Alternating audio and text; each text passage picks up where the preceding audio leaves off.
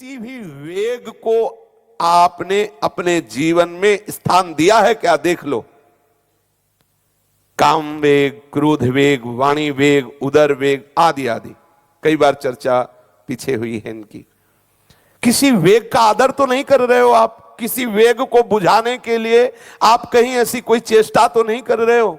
अगर कर रहे हो तो आप अपने ही परमार्थ को नष्ट कर रहे हो। स्वाभाविक हो जाए जो हमारी बस की बात नहीं। हमारी चेतना में, हमारी जानकारी में, हमारे स्वस्थता में कोई भी किसी भी तरह वेग को शांत करने का उपाय सांसारिक नहीं होना चाहिए। परमार्थ से विरुद्ध किसी वेग को शांत करने का उपाय नहीं होना चाहिए। शास्त्र विरुद्ध कोई वेग को, जब भूख का वेग आया है, गृहस्थ है तो सतधर्म से कमाए हुए साधारण भोजन को भगवद अर्पित करके पा लेते हैं।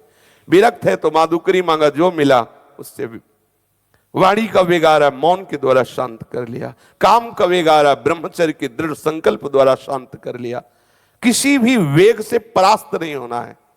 यदि भगवत साक्षात विनोद करना, मनोरंजन करना, राग द्वेष करना, पार्टी बंदी बांधनी, पुजवाना है तो अलग मार्ग है। लेकिन यदि अपने आप को मिटाकर सच्चिदानंद रस में डूबना है तो यह मार्ग फिर मनोरंजन का इसमें समय नहीं है।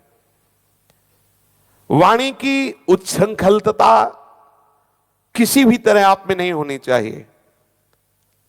कोई भी क्षोभ तुम्हारे द्वारा किसी को नहीं पहुंचना चाहिए, किसी के द्वारा तुम्हें क्षुभित नहीं होना चाहिए।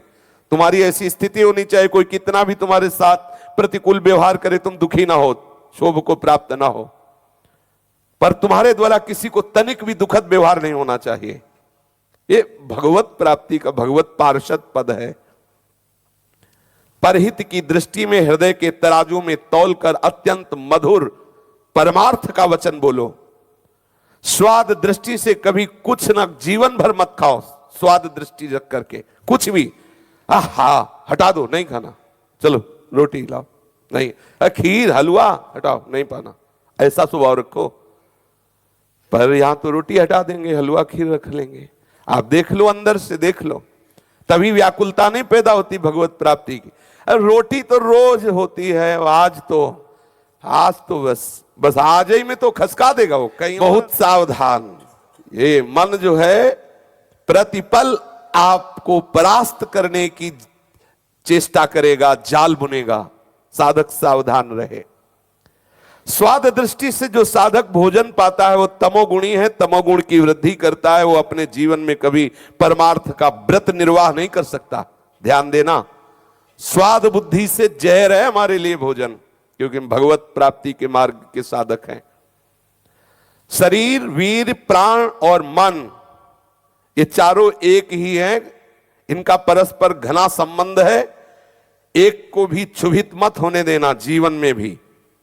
शरीर, वीर, प्राण और मन, जो कम आहार करता है, निरंतर भजन करता है, तो बिना प्राणायाम के भी प्राणवायु सूक्ष्म होने लगती है।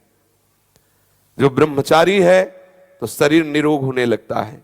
कोई प्रारब्धवशात असाध्य आदि रोग आ जाए वो बात अलग है, लेकिन ऐसा नहीं यहां दर्द हो वहां दर्द हो, ये सब प्राणवायु बिगड़ती है ना, तब ये कई तरह के रोग होते। साधक जो ब्रह्मचारी है, आसनों पर बैठता है, भजन परायण है, शरीर स्वस्थ रहेगा, निरोग रहेगा, हल्का रहेगा, वीर पुष्ट रहेगा, मन शांत रहेगा, एकाग्रता पूर्वक भजन होगा, क्योंकि प्राण सूक्ष्म है।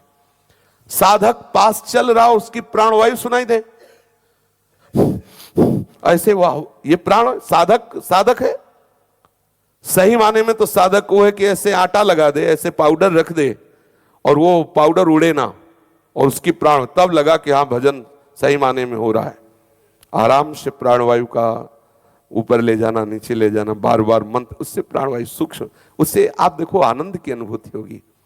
आपका ब्रह्मचर्य पुष्ट है, शरीर शांत है, मन एकाग्र, खूब भजन परायण। ये दिव्यता का अनुभव करने के लिए है, और हम सब दिव्यता के ही मार्ग के तो पथिक हैं। एक भी क्षुभित हुआ तो अशांत हो जाओगे, फिर निष्पन्द नहीं रह सकते। इसलिए सावधान रहो।